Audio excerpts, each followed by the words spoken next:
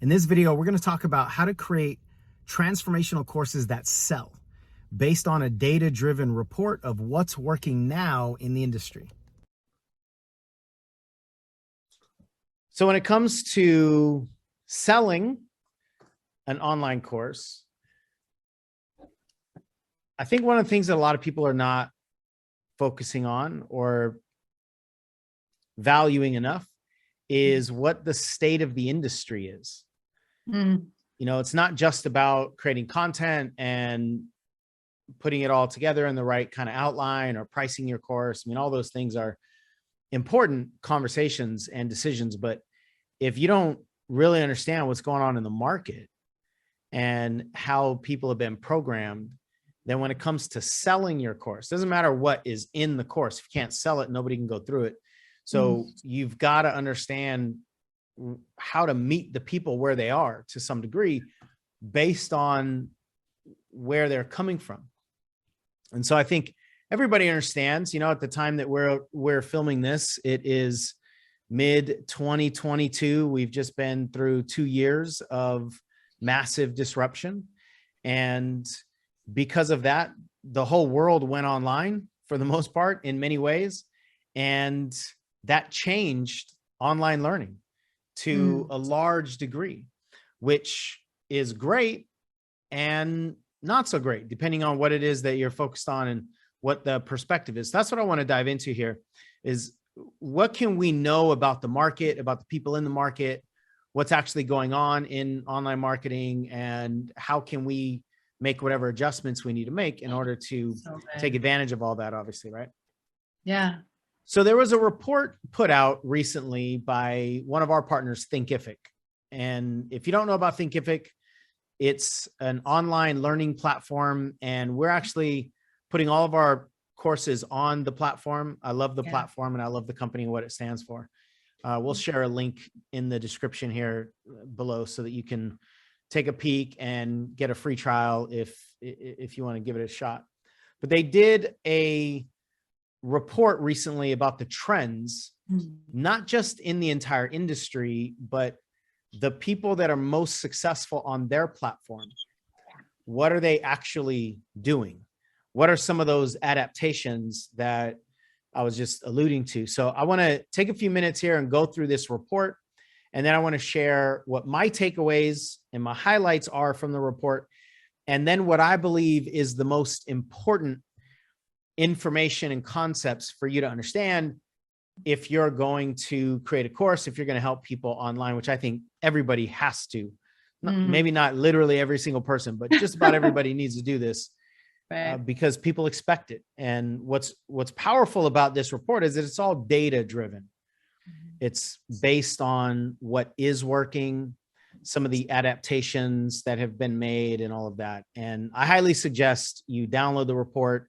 We're going to go over some high level stuff here, but download the report and read it, you know, read it a couple times through and see how it can help you, like have the filter of how can I use this information to offer, create, and sell my thing.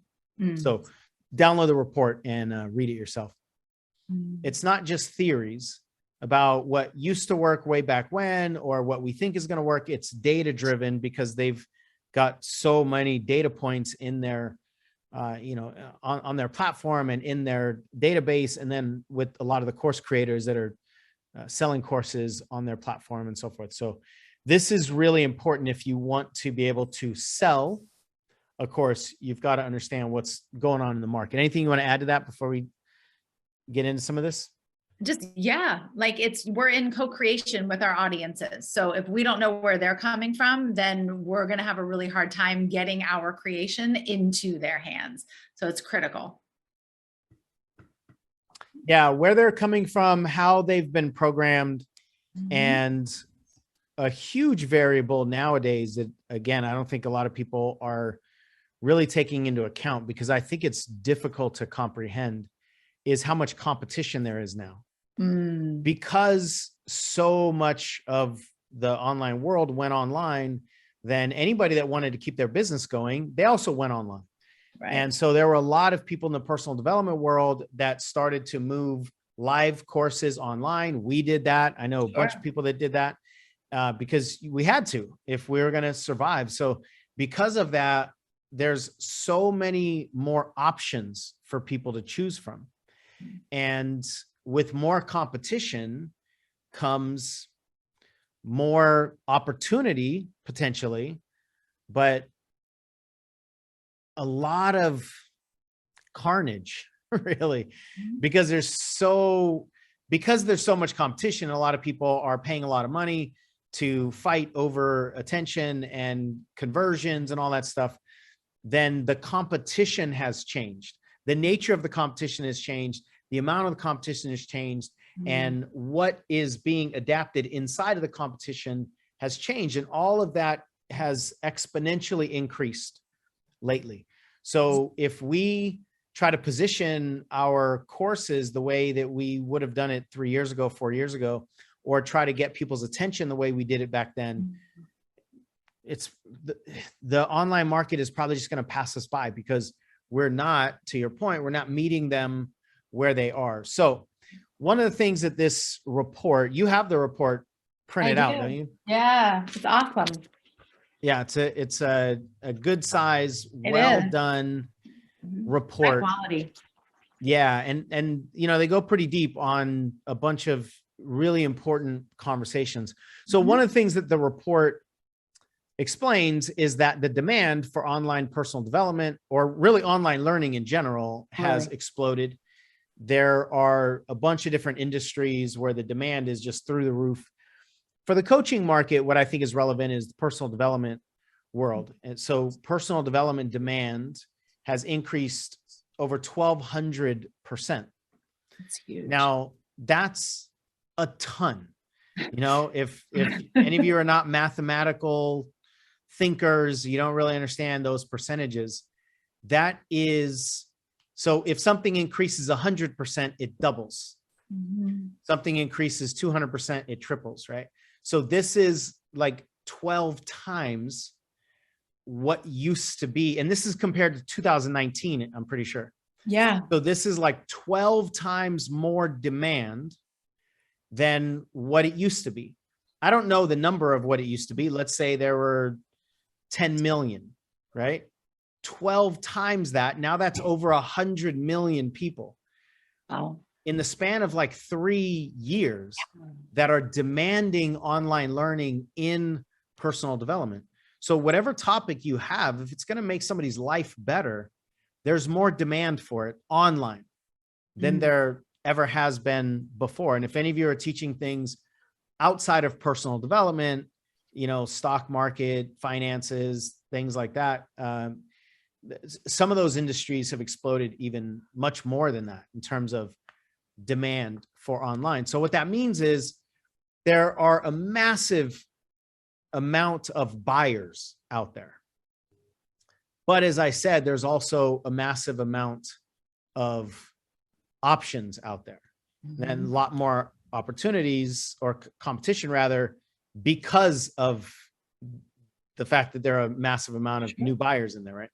And so if you want to put your information online, if you want to create more leverage in your business, if you want to have any of the benefits of online courses, more impact, more income, all the things that can come with it, you've got to understand what you're getting into.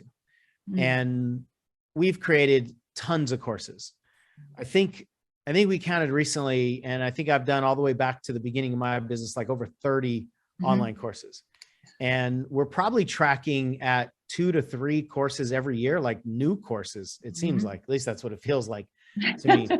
Or we're updating older ones. And so we're constantly trying to keep up with what people are doing. So this is a space that I've been in for a long, long time. I didn't do the research before doing this video, but I would imagine maybe at least $2 million, I would say, in revenue from online courses throughout the years. So I've been in this space for a long, long time and sold a lot of things. And we've got automated programs that are selling online courses, or automated campaigns rather, that are selling online courses. So this has been a staple of my company for years and years and years. And I think if anybody wants to be relevant going forward, it's got to be at least something that you offer. It doesn't mean you have to do 30 courses. It might just be one. It might just be like one flagship course, but people are demanding online learning, and online learning a lot of times can be the try before you buy piece for somebody. You might give them a low dollar entry point into your work and they like it, and then they want to hire you as a coach, or then they want to come do whatever else that you have for them. So I think people are demanding that online learning be available for the most part from most people. And whatever the market demands, we need to supply most of the time. Not all the time. There are exceptions to that rule, but most of the time, whatever they're demanding means that's how they're going to buy. And if we go against that, then we need to change their mind about why they should change their buying pattern. And that's not really easy. So because of the internet world and just society's learning in general over, really a couple decades now, there's so much information online. There's so much information being sought and being sold. And so this massive information economy or knowledge economy is where the people are. And that's really important for us to understand, obviously, if that's what we want to do, is help people. When you say demand, the word that I hear in my head is they expect it.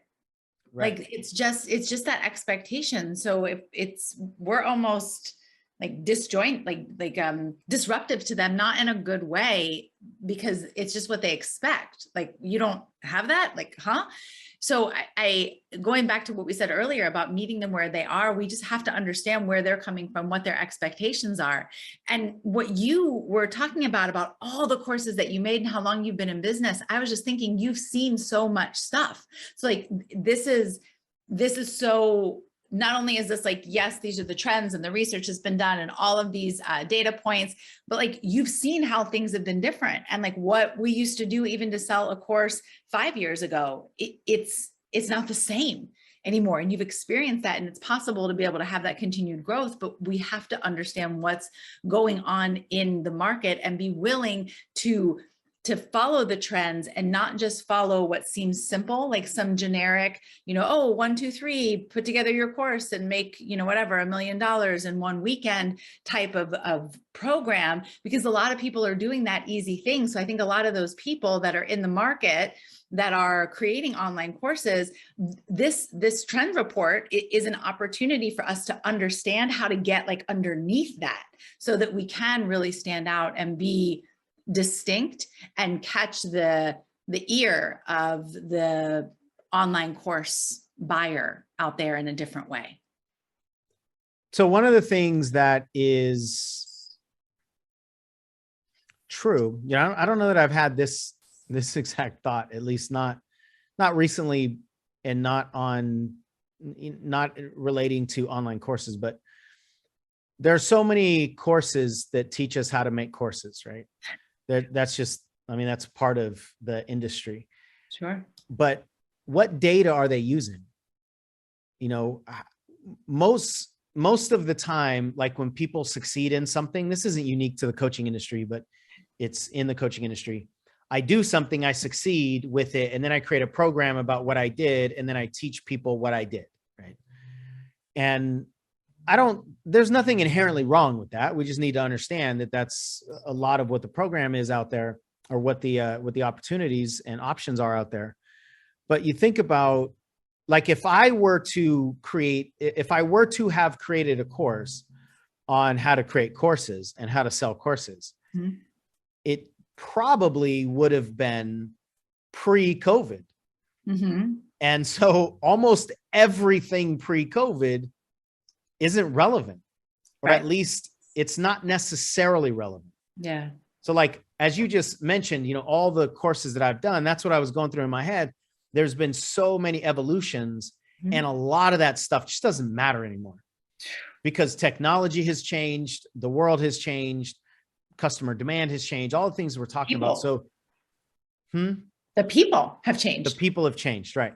So we need to make sure that the information that we're operating from is relevant. And with the speed at which our society changes, that means it needs to be recent, usually, right? There are certainly some foundational stuff that is going to carry when we're talking about human behavior, but you've got to make sure your information is recent and relevant. That's why all this stuff in this report from 2019 to now is really powerful and very eye-opening. So all of this competition online has created more access. Obviously, it's created a lot more opportunities for people. It's created a lot more options. I know a lot more people are going through our certification programs that wouldn't have gone through them before because they don't have to travel. So it's been cool to have, 20-ish people live like we used to have turn into 35, 40, 50 people in a certification program. So all of that is awesome. We celebrate that growth and connecting with a lot more people. It's been very cool to see all that. The downside, one of the downsides to a lot of that though, is that the competition has made the quality more shallow, which is the nature of competition. When you've got a bunch of people competing for dollars, competing for customers, they generally try to get to the customer and into the customer's wallet faster. And usually what that means is more convenience, make it easier for the customer to say yes. So when people are competing for attention and competing for dollars and trying to make fast sales, the quality of the product is usually going to go down. That's just the nature of how quickly can I get into your wallet. Right. So that's a huge opportunity for us. Number one, we just need to understand that the majority of the pitches out there are more shallow. Not that that's necessarily bad or that we should like throw the baby out with the bathwater. Don't just dismiss all of that because what works. And so when people sell anything and people buy it, there are elements in the sales process and in the pitch or the sales page or whatever the concepts are that people are buying, obviously. So we need to know what people are buying. And I don't think humans are ever going to stop wanting and buying convenience or wanting and buying faster than slower. But we also need to understand if you want your programs to truly change people's lives, then don't just focus on what can I sell? Don't just focus on convenience. And I think there's so much commoditization that's happening in the personal development world, in the coaching industry specifically. And the commoditization means when variables are interchangeable, basically. So it doesn't matter what your life has been. It doesn't matter what you teach. It doesn't matter what your sales skills are. It doesn't matter how old you are. It doesn't matter what your family life is. None of your personal details matter. I'm going to give you the paint by numbers system that works for everybody. Okay, well, if it works for everybody, then it literally means nobody matters. Right. It means your content doesn't matter. It means the depth. It means how good you are or how terrible you are. None of that matters because the paint by numbers system, the assembly line approach is the only thing that matters. And I think everybody can recognize that. I don't feel good. I know, right? Listening to you tell me I don't matter. I know. Well, if we collapse our desire for marketing convenience into this recipe where the most important ingredient doesn't matter, then how can we possibly retain value in the product? And those kinds of marketing systems will usually only work if you're selling the exact same thing. You've got to be selling the same paint by number system because you didn't matter. So the only thing you can sell is something where the people also don't matter because you gave away your uniqueness for convenience. And the human brain will always want to do that. But we have to take a stand if we really want to change people's lives and recognize that that will never provide life-changing results. That will never provide transformation. Right. Transformation is not convenient. So we've got this constant, this is nothing new in marketing. We got this perpetual conflict of what people need versus what they want. Right. How can we truly change a life, but how are we going to package it in a way that they'll buy it? Right. You know, whether they're buying something free or buying something with money, how are we going to get them to engage? Because if they don't engage, then it doesn't matter if what we have can change their life. So there's this perpetual conflict. And it's just a function of the way our human brain works, right? Right. And very rarely do people actually want to buy what they actually need. It's the, you know, the dopamine hit that so many of us have been assaulted by, you know, for years now. We want what we want. We want fantasy. We want the pill. We don't want to be sold a gym membership. We want to be sold something that allows us to stop going to the gym. And eat chocolate cake and lose weight. You know, that sounds fantastic, right? So this is a perpetual conversation that we are always going to be in, I think. So with all of that said, just kind of understanding the whole landscape to a degree of what's going on out there, how can you retain quality in what it is that you're offering such that people will actually have good results, but also package it in a way that they will purchase it? So this comes back around to this trends report. So I want to share with you just a few things that are in the trends report. And again, we want you to download it and read the whole thing for yourself. This is not an exhaustive, you know, presentation of everything that's in the trends report, but they surveyed thousands of people, several thousand learners, hundreds of the course creators, you know, the experts, the people that have created the courses on their platform. This is all inside the Thinkific platform.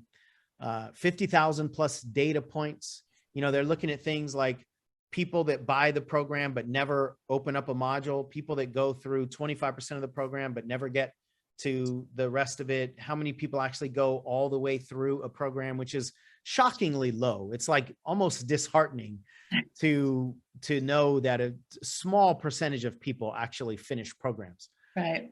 And a lot of it is because of everything we've been talking about. There's just so much. And as soon as something gets uncomfortable, it's easy to just buy another fantasy than it is to stick it out, especially if the course hasn't been created to support people to stick it out.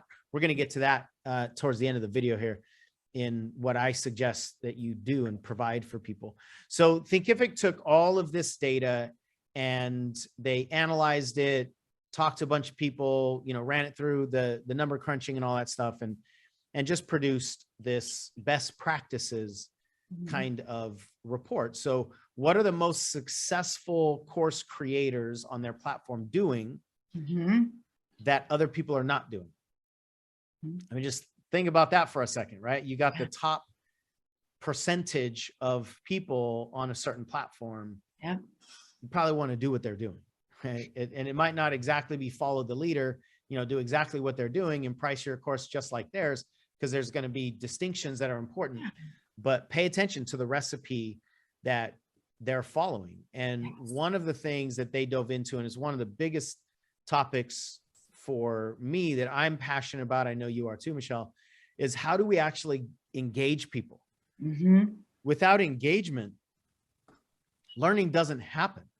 Not anymore. And definitely life change doesn't happen. Breakthroughs don't happen. Transformations don't happen. How do you engage the 2022 human brain? Just even saying it that way is like almost breathtaking.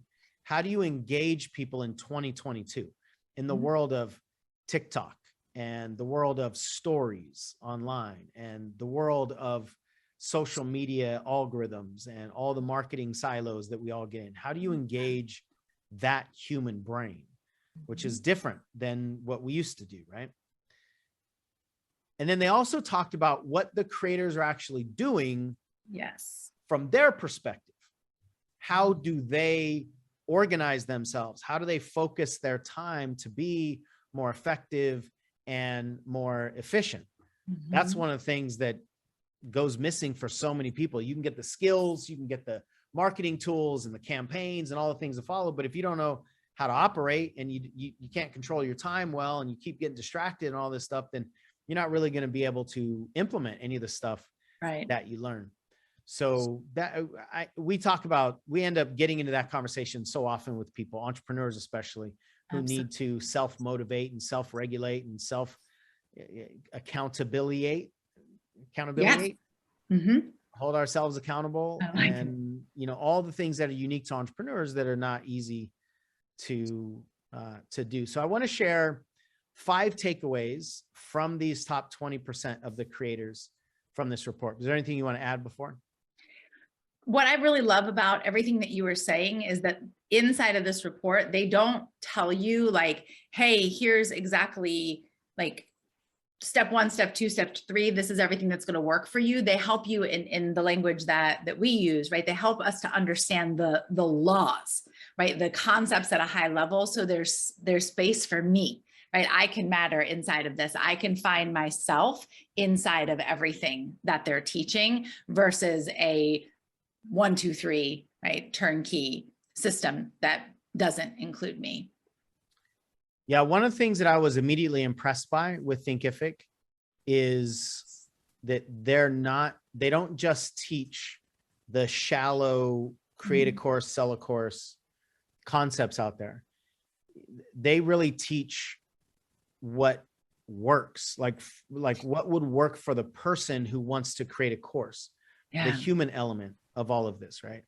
And if you understand how to put courses together, but you don't have certainty in your product, or you've never done this before, you don't have any clients, you don't have any evidence, you don't know exactly how to move people through, then your course is going to flop because you will sabotage all of it.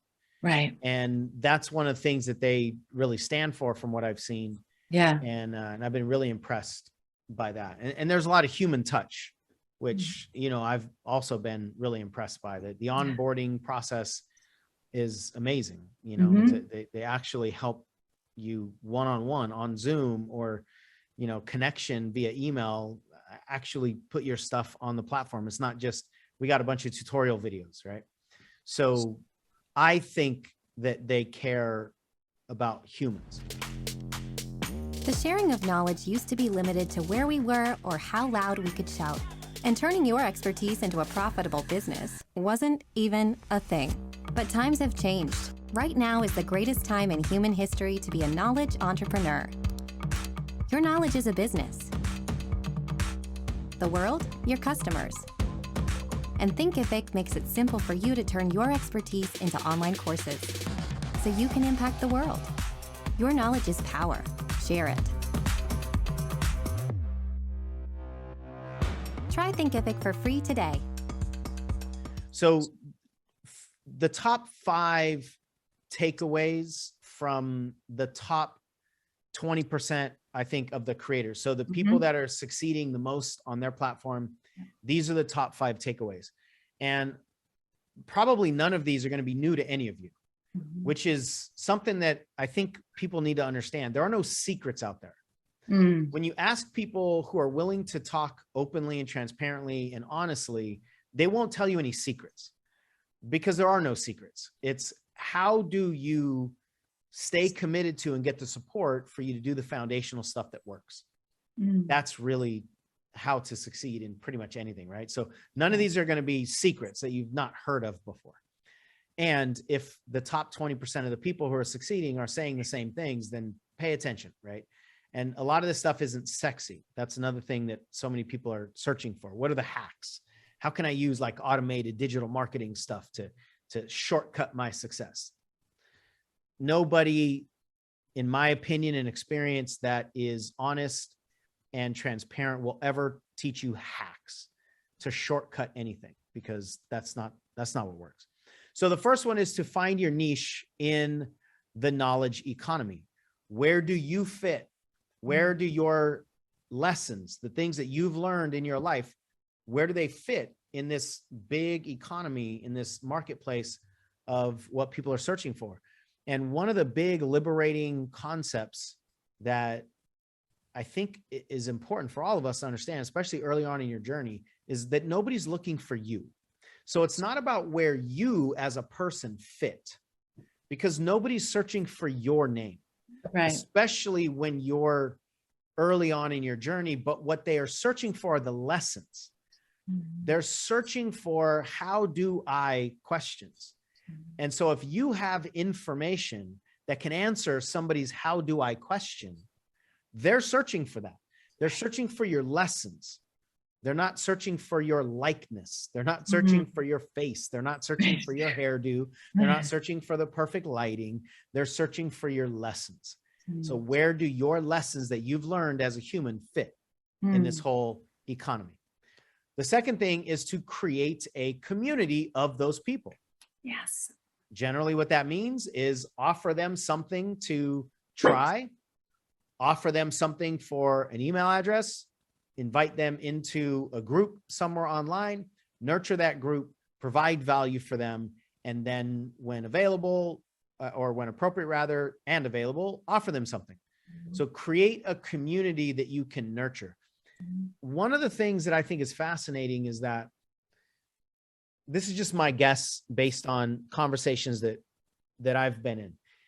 If we were to take 100 people who want to be coaches and we were to ask them all the tools that they have, like the social media accounts that they have, or maybe the programs they've purchased, and just looked at all of the stuff that they've tried to implement and so forth, they would have a lot of varying tools. You know, most people would have social media accounts. Most people would have a website and so forth.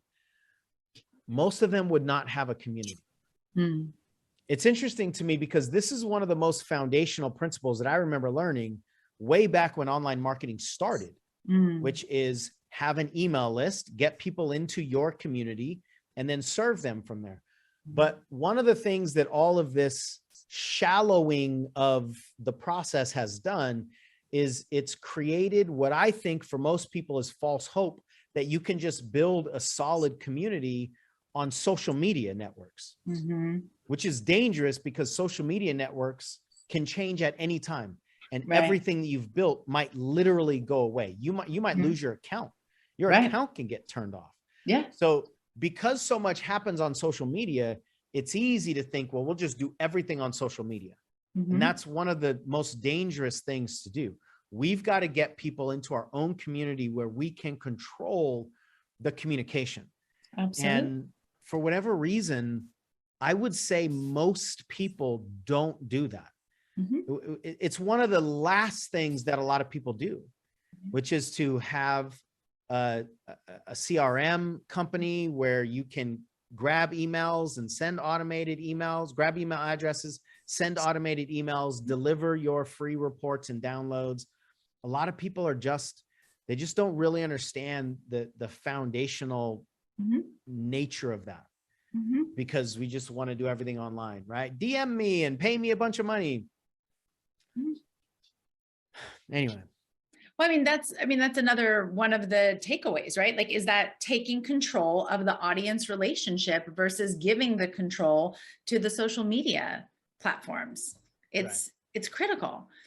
I think the other element about community that's important, right? Because so it's from our perspective as a creator, also inside of learning. I love to learn in a community, right? Versus in a silo by myself. I love to have classmates that I can get inspired by or challenged by, or like, wait a minute, they're doing that. What am I doing? Like motivated by, and have people that I interact with and that I know are going through something with me together. And I think that's a really important element of the learning that is necessary specifically nowadays.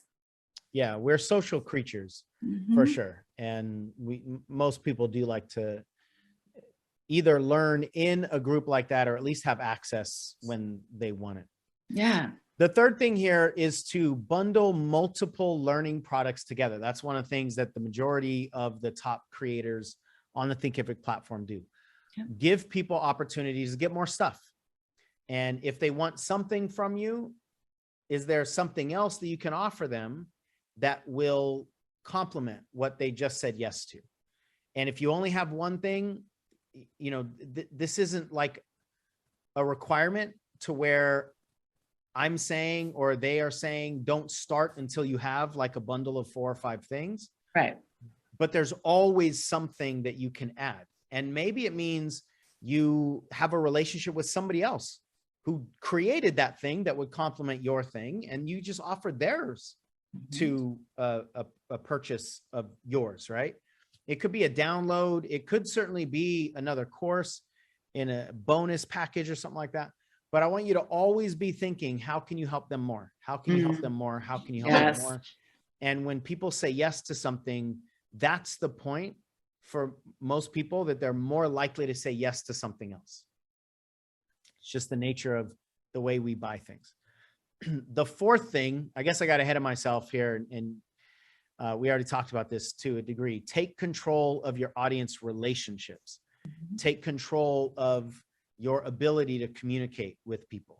You know, when you throw a post out on Facebook or Instagram, or I don't really know how all the algorithms are working on TikTok, but I know for the most part, they're pretty much working the same across the board. All social media platforms want to make money for themselves, and they do it by selling ads primarily. So what that means is they distribute your content only according to how your content performs for them. How will your content get more eyeballs and get more attention so they can sell that attention into ad revenue? They don't care. They don't give a damn about your message. You can have the most life-changing message in the world. If somebody else's video is going to make them more money, that's who they're going to show people. Right. So when you post on the social media platforms, a small percentage of your people even know about it. Yeah. The platforms themselves are not sharing everything with all the people. But when you send an email out, you know, you have a list of 100 people on an email, every single email is getting sent. Right. That might not mean that everybody's opening the email. That's a whole nother conversation. And some of those emails might be finding their way into spam folders, but every email is being sent. And for the most part, almost all emails are hitting the inbox. Right. Again, there's a whole nother conversation about how do you get people to open up the email. That's not the point of this video, but you own the relationship with your email subscribers. And then the fifth one is value-based pricing. We got a lot to say about pricing. Value-based pricing, not based on you as a human, what's your value. It's not what you are worth. One of the worst things I think the personal development world, I guess is the personal development world or the coaching industry has done to coaches, I think, is given them the idea that you should charge what you're worth. I truly think it's one of the most destructive lessons for most people. That's what I was thinking of. If it's working for you, great. Sure. It doesn't work for most people because, first of all, number one, if you think about it, it's kind of narcissistic if you really think about it. Right? Sure. I'm going to charge you what I want to be worth. So if I see myself as really valuable, then you're going to pay for that. Now, is there some truth to that? Of course. As we get better, as we get more valuable, as our status, our authority, all of that stuff. Our clients demand. Right. Yeah. So we can increase prices for sure. But the idea that our prices should be based on what we personally are valuing ourselves as, that's a destructive concept for most people most of the time. Pricing is based on value. It's value alone. It's their perception of the value. Right. If they perceive something to be valued at $100 in their conversion of what I would pay for the outcome of that thing, then they will pay anything less than $100. Yep. Because that's what they value. If they value the outcomes as higher than that, then they'll pay higher than that. So values-based pricing is really price according to the value that your market determines. Yep. And that's actually, it takes a lot of the emotion out of it. It's actually easier to do that emotionally because we're not wrestling with what our prices should be based on our self-esteem. And if people don't pay for something, it doesn't mean that we suck. It doesn't mean that we have no value as a person. It just means the perceived value isn't high enough for them to pay that price. And then you either raise the value, lower the price, or both. Like, that's really it. It doesn't have to be an emotional tug of war like it is for most people. Yes. I think that was the shortest amount of time I've ever spoken about this I'm biting my tongue. topic. You're welcome. So as we sum all of this up, I want to give you some of my thoughts on top of the Thinkific Trends report. And again, I highly suggest you click the link, download the report, and give Thinkific a try if you're ready to start putting courses online. What I think are some of the most important concepts here to grab about this entire conversation is that if you understand the landscape of online marketing, you understand this programming that we've been through, you understand all the competition that we've talked about, then you'll know that people have been assaulted. People, we've, what was it, like 4,000 marketing messages A day. a day.